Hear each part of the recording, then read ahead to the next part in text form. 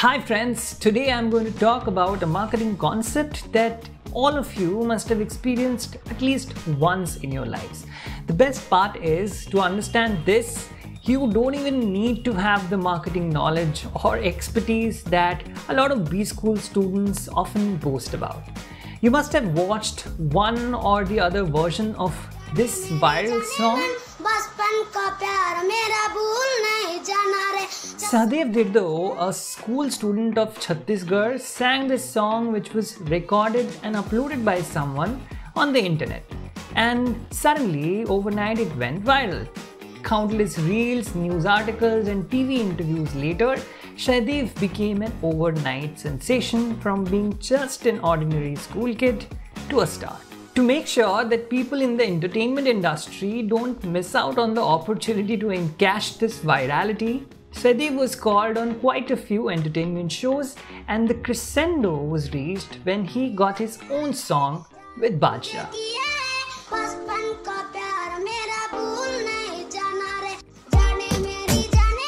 So what exactly happened here, you think? Is Sahdev really such a brilliant singer that in a matter of weeks, he managed a deal with a massive label in India? Not really. His singing was never really the point. The fact that he was viral, he got eyeballs, and people were following a trend on social media drove brands towards him. To use one of the most cost-effective and potent tools that MBA graduates learn in their swanky B schools, moment marketing. So what exactly is moment marketing and why is it so successful? Is social media fueling moment marketing that brands are vying for? Does it really help in brands getting the desired result? All this and a lot more will be discussed in this particular episode of Decoded.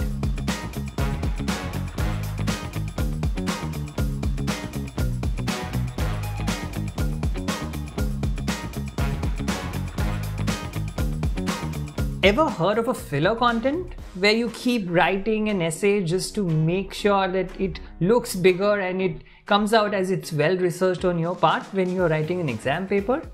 Moment marketing works as that filler for brands. Other than the regular campaigns and brand connect that it does with the audience on a regular interval, brands often opt for a shortcut filler content to keep the conversation going with its audiences, and it generally happens on things that are something topical. Whether it is Rahul Bose complaining about the banana prices or Zomato taking a dig at a ridiculous price of a new iPhone, brands never really leave a big moment to market themselves.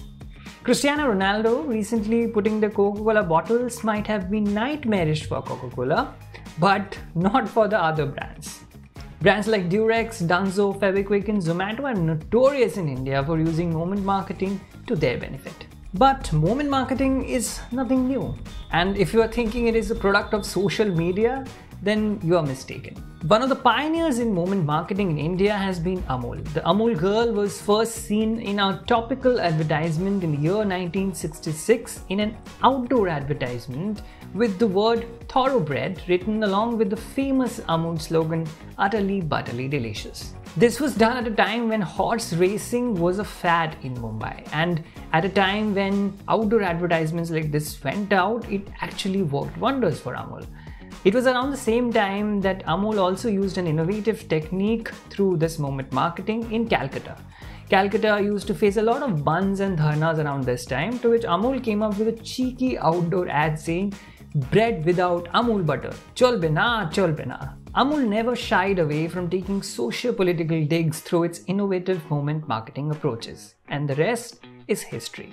We still see our favorite Amul girl on either newspapers or social media feeds time and again, which has kept the history and lineage of a successful brand and its take on topical issues going, making it sustained brand practice. And this happens, by the way, when Amul constantly maintains its policy of spending less than 1% of its total spending on advertisement. But then there are bigger campaigns as well who spend tons of money in marketing, who have ridden the moment marketing buzz. During the 1996 Wills Cricket World Cup, Coca-Cola became the official drink partner. Now we all are aware of the age-old rivalry between Coca-Cola and Pepsi. Here as well, Pepsi was not behind. They came up with a series of ads with the tagline, "Nothing official about it." Nothing official about it. mocking Coca-Cola that nobody cares which drink has got the official tag because everybody anyway chooses Pepsi. This approach, friends, often falls under another form of guerrilla marketing called ambush marketing. We will talk about it later in some other episode, but if you're really willing to know about ambush marketing and guerrilla marketing, you should definitely check out a fascinating 2012 London Summer Olympics case study of Adidas and Nike, where Nike marketed itself better than the official sponsors Adidas by using creative marketing strategies. Is wherever somebody is trying to find it.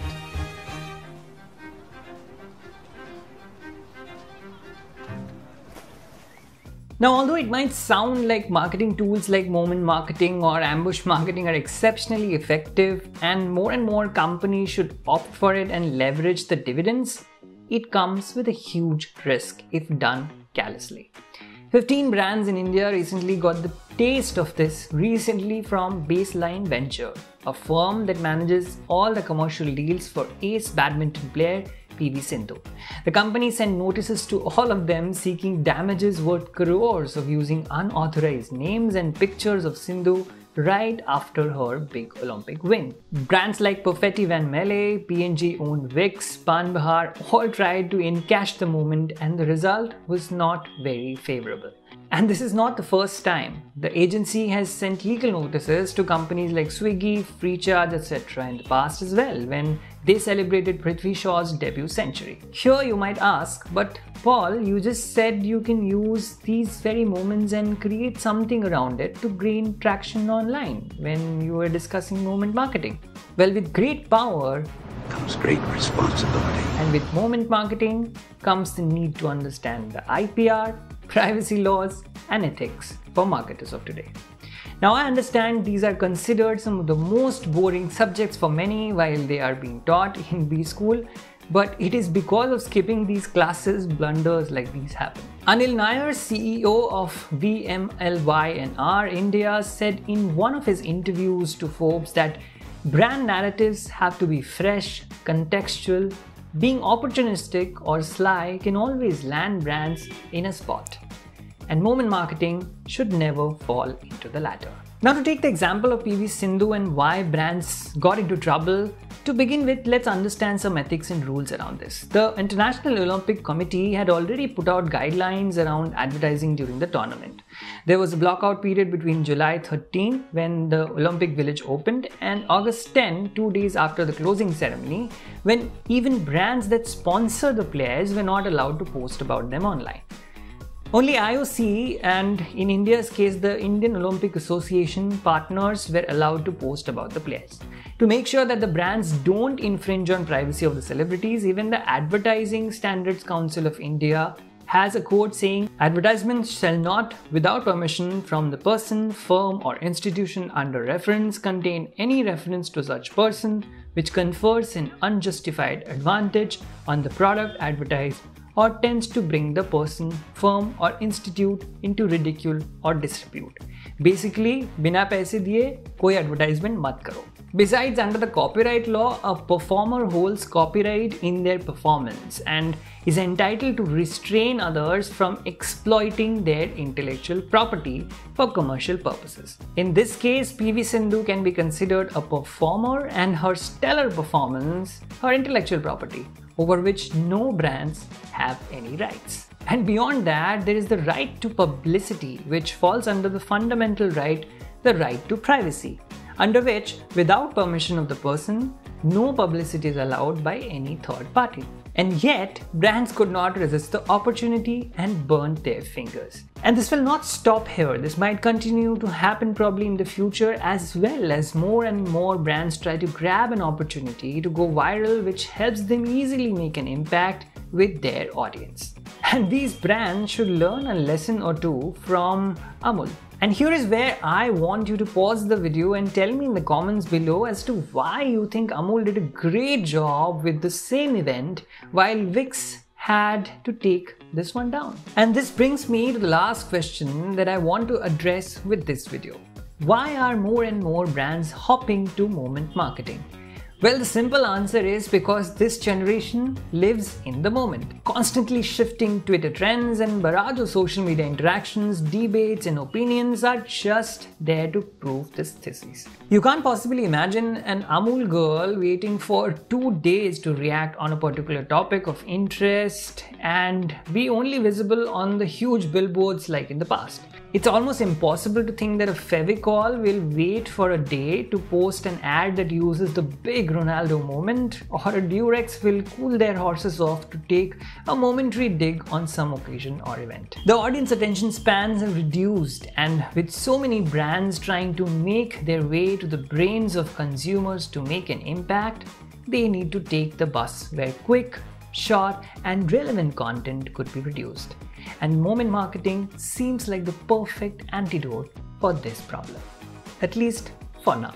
And to make you ready for taking up challenging marketing roles of the future, Inside IIM and Altuni has come up with a special program. Presenting the Marketing Career Pro, a program that can help you decode marketing fundas and help impart a 360-degree marketing knowledge by alumni of INSEAD, IIM Lucknow and SPJ IMR, among others. You will get to work on live projects and get deep industry insights to crack the coveted marketing job on campus.